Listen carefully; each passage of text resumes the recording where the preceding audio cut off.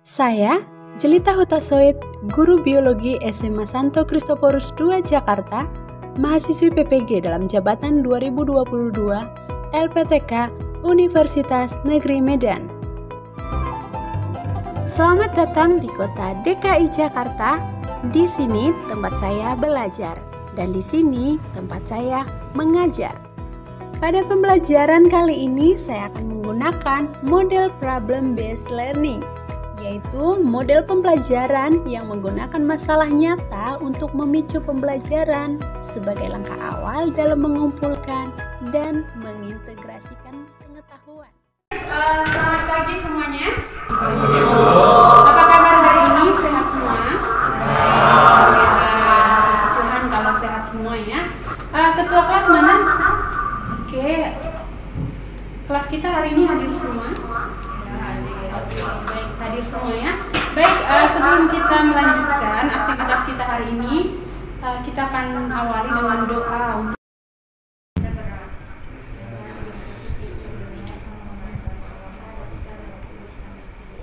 Oke, baik, kita akan menyanyikan lagu nasional.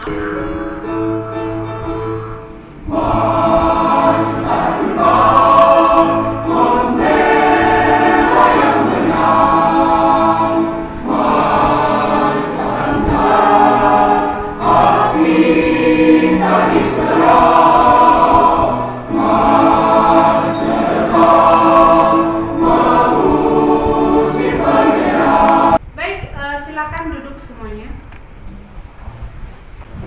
Untuk hari ini kita akan belajar mengenai perubahan lingkungan, tepatnya pada pencemaran lingkungan yang meliputi nanti ada pencemaran tanah, pencemaran air, dan juga pencemaran udara. Oke, nah apa sih pentingnya kita mempelajari ini?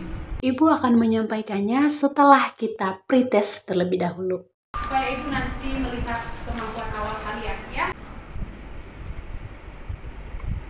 Simpan dulu HP-nya, bukunya, yang tersisa hanya pulpen dan kertas yang saya bagi. Nanti kamu langsung jawab di sini ya. Oke, sudah tersedia jawabannya. Ditulis yang rapi supaya ibu bisa membaca.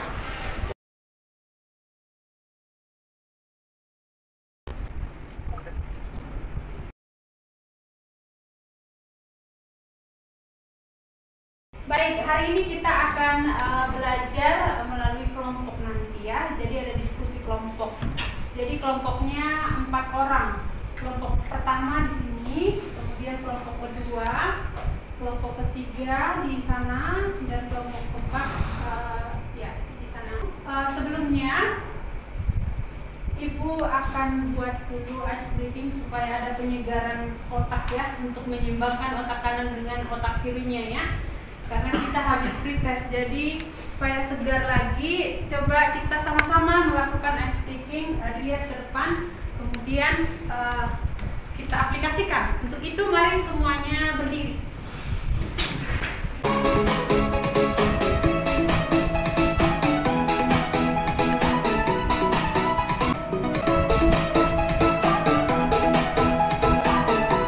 Nah, sekarang kita perhatikan ke slide yang ke depan. Oke, nah hari ini kita akan masuk ke topik tadi perubahan lingkungan atau dampak perubahan lingkungan. Nah di depan sudah bisa kamu lihat tujuan pembelajaran kita hari ini. Untuk hari ini diharapkan peserta didik mampu menjelaskan jenis pencemaran lingkungan yang meliputi pencemaran tanah, pencemaran air, dan juga pencemaran udara, serta bagaimana nanti upaya dalam penanggulangan pencemaran lingkungan tersebut kali ini. Kenapa sih kita harus mempelajari ini? Ya, sangat penting ya untuk hari ini dan juga masa depan kita, karena kita selalu berhubungan dengan alam. Kalau alam kita tidak kita jaga, maka itu akan berdampak signifikan terhadap kehidupan kita.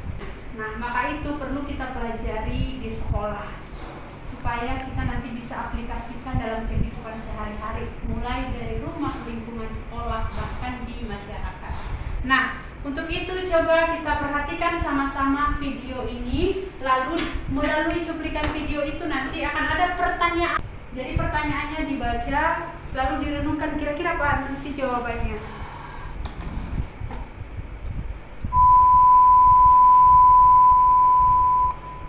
Halo semuanya, hari ini kita akan membahas dampak dan perubahan lingkungan. Tepatnya mengenai pencemaran lingkungan. Dengan mempelajari topik ini, kita nanti akan tahu bagaimana upaya pencegahan pencemaran lingkungan itu sendiri. Untuk itu, simak video berikut ini dengan baik-baik ya. Ketika melihat cuplikan video ini, bagaimana perasaan kalian ketika melihat ikan-ikan di lautan memakan sampah-sampah?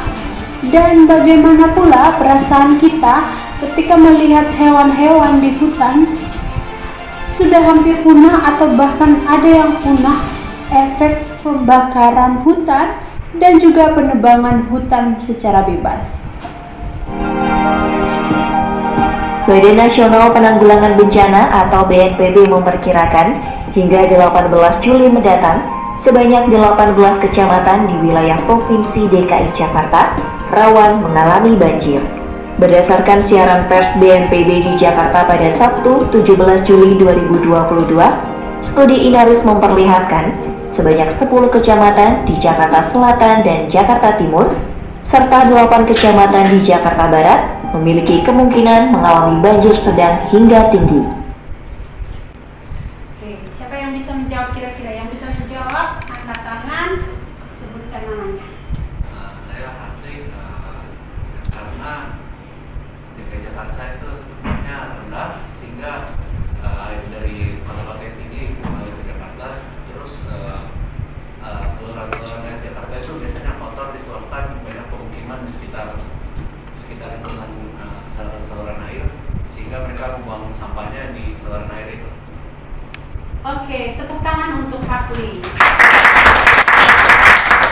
Jawaban Hatli sudah benar ya. Jika kita melihat wilayah DKI Jakarta, kenapa sering banget ya terjadi kasus atau fenomena banjir? Yang pertama dilihat dari lokasinya yang disebutkan Hatli tadi, dataran rendah atau lokasinya rendah, kemudian banyak orang buang sampah sembarangan sehingga menumpuk di selokan pembuangan air. Karena kasus tersebut sehingga bisa mengakibatkan fenomena banjir. Oke.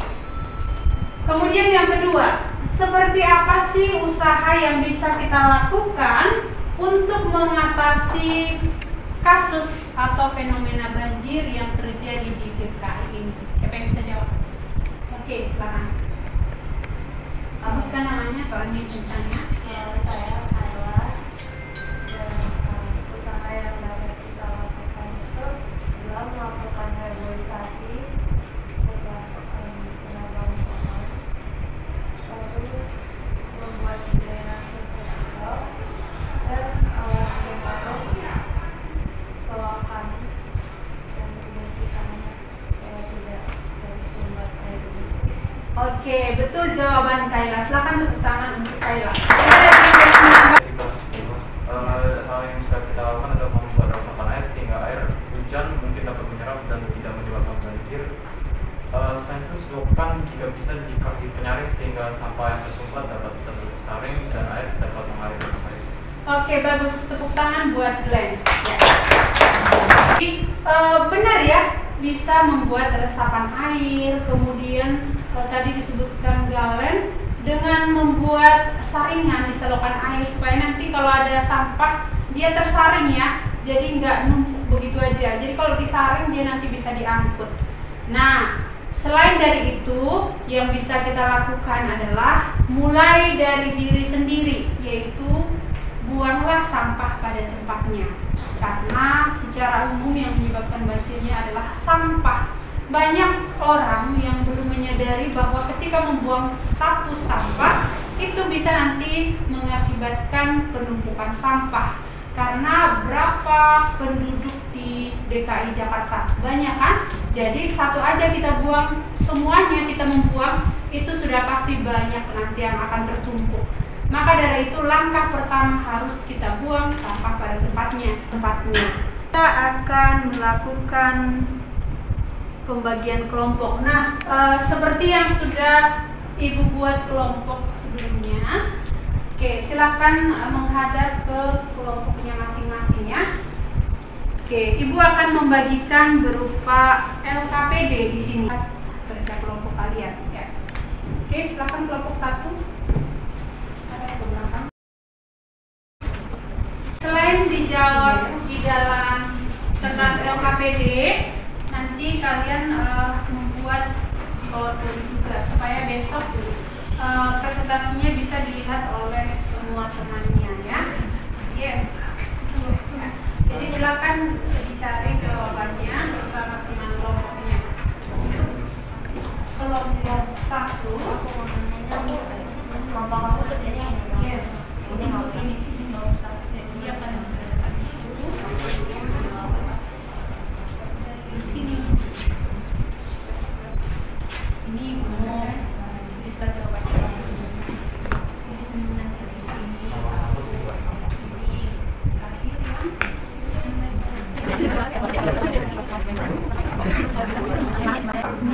Terus penanggulangan.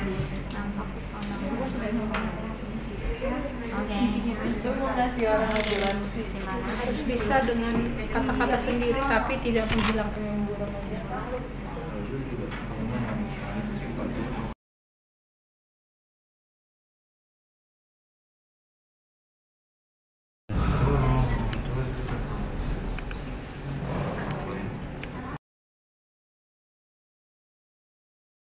Silakan menghadap ke depan semuanya. Jangan lupa untuk hasil kegiatan diskusi hari ini itu kami buat di PowerPoint. Besok kita akan bertemu kembali dan besok kita akan melanjutkan. Waktu untuk diskusi sudah selesai. Diskusi kalian melalui PowerPoint yang kalian buat. Nah, sebelum mengakhiri dan menutup pelajaran kita hari ini, kita akan bersama-sama merangkum ataupun menyimpulkan apa kira-kira yang sudah bisa kalian tangkap melalui kegiatan kita hari ini. Pertama, kita harus tahu dulu apa sebenarnya pengertian dari pencemaran. Siapa yang tahu? Oke. Nama saya Gantana dan menurut saya pencemaran lingkungan adalah dimasuknya atau dimasukkannya melalap hidup, zat energi atau komponen lain yang dapat mengubah tatanan lingkungan akibat aktivitas manusia maupun proses alami ya, sehingga menurunkan kualitas lingkungan sekitar dan membuatnya tidak sesuai fungsi orisinal. Oke, bagus, tepuk tangan buat Galen. Kemudian yang kedua, nah kalau yang kedua ini saya yakin semua bisa. Coba kalian sebutkan jenis-jenis dari pencemaran lingkungan. Kalau pencemaran kita ada 3, pencemaran tanah, air, dan udara. Oke, bagus, tepuk tangan. Ya, jawabannya itu sudah benar. Faktor apa kira-kira yang menyebabkan pencemaran tanah? Oke, ya silakan. Nama saya Naomi. Faktor yang menjadi penyebab pencemaran tanah itu bencana alam, kebakaran hutan, limbah industri, limbah rumah tangga, limbah Oke, bagus. Tepuk tangan untuk Naomi. Yang terakhir, kira-kira apa usaha yang bisa kita lakukan untuk menanggulangi atau mencegah pencemaran lingkungan? Siapa yang bisa? Oke, Yohanes ya. Kita bisa mengurangi penggunaan plastik. Oke, mengurangi plastiknya. Karena kita juga bisa mendaur ulang plastiknya. Oke. Kemudian kita bisa mulai irit listrik. Oke, irit listrik ya. Tepuk tangan buat Yohanes. Jawaban Yohanes sangat benar. Kita akan akhiri pertemuan kita. Namun kembali Ibu ingatkan, besok jangan lupa kita akan bertemu kembali dalam pelajaran biologi untuk menyampaikan hasil diskusi kalian melalui PowerPoint. Nah, untuk menutup pertemuan kita hari ini akan ditutup dengan doa.